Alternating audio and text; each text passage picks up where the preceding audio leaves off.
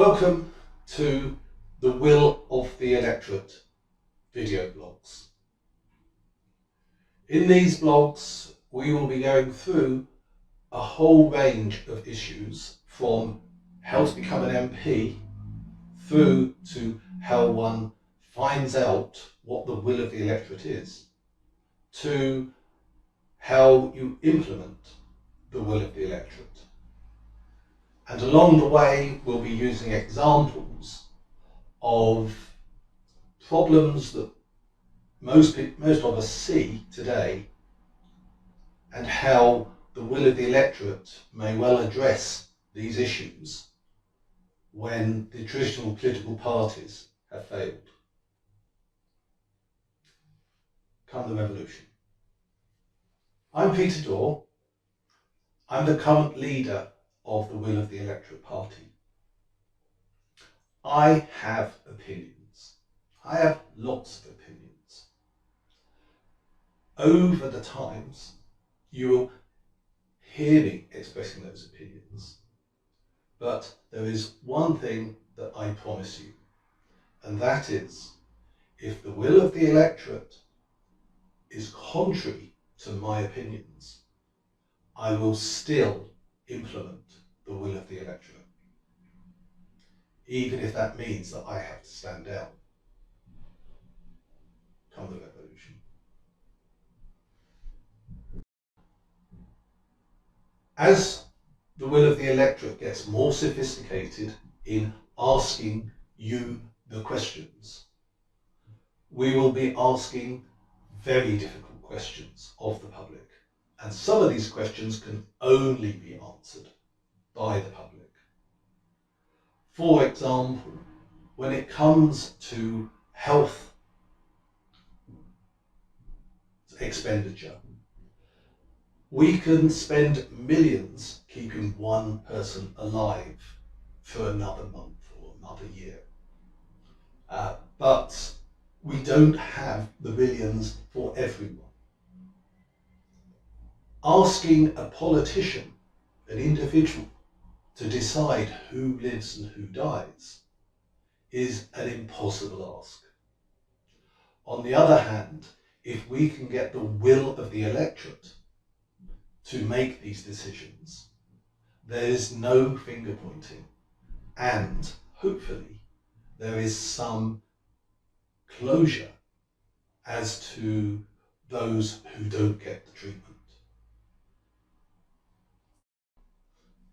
The Will of the Electorate party needs to ask the public questions, and some of these questions are obvious, but if you give the answers, it changes government. For instance, currently the government is talking about removing petrol and diesel vehicles from the roads.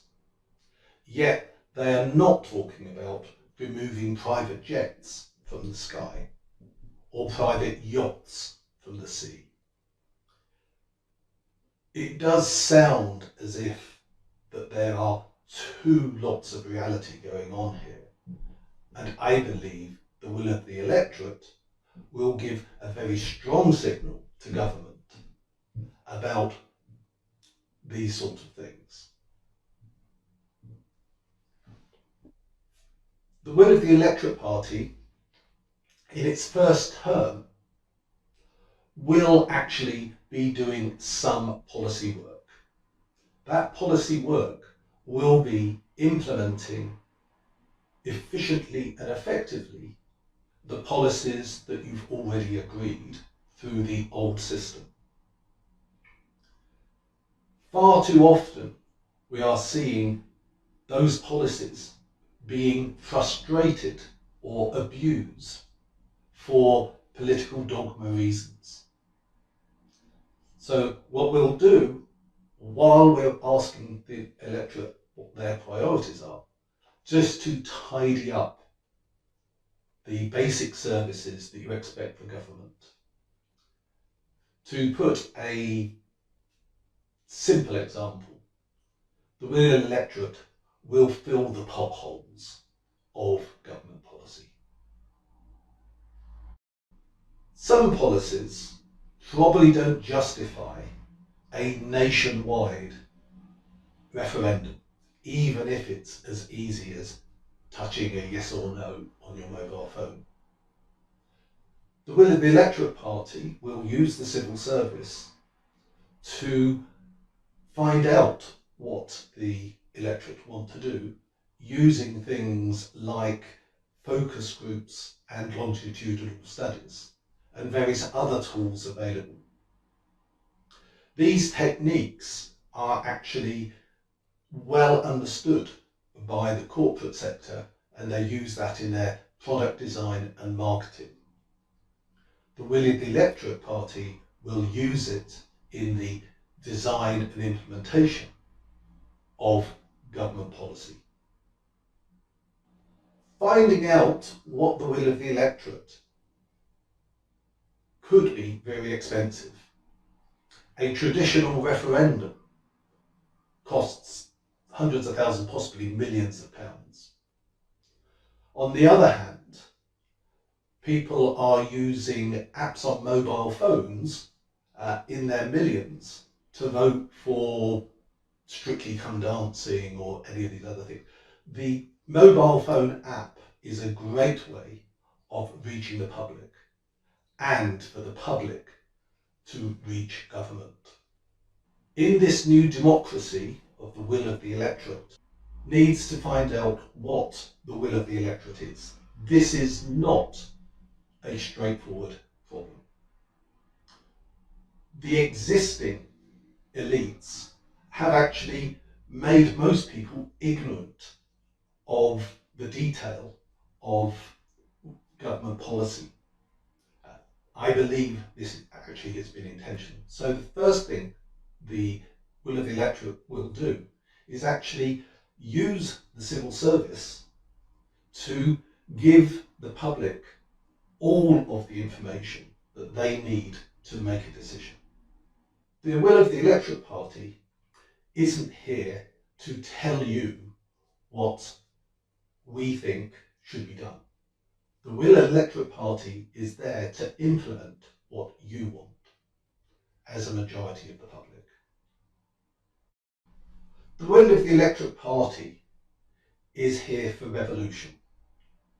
We are not looking to evolve the political process. We're here to replace it. What does becoming an MP involve?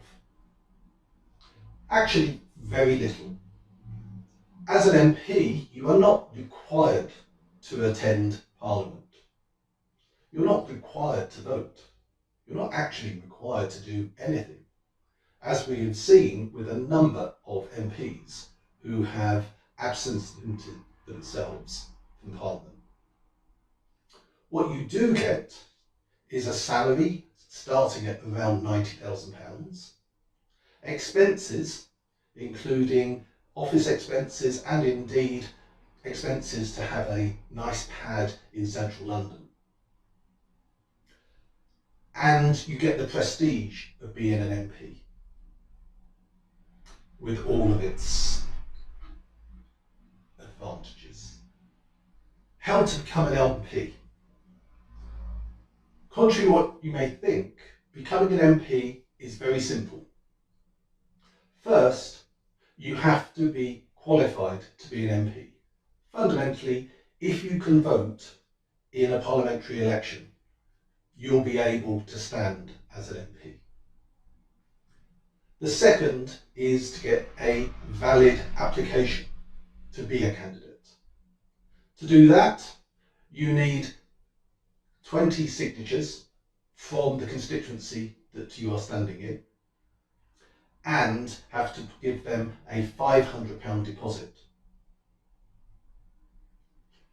The final stage is to get one more vote than the next most popular candidate. Do those processes, you become an MP. Easy. Come the revolution.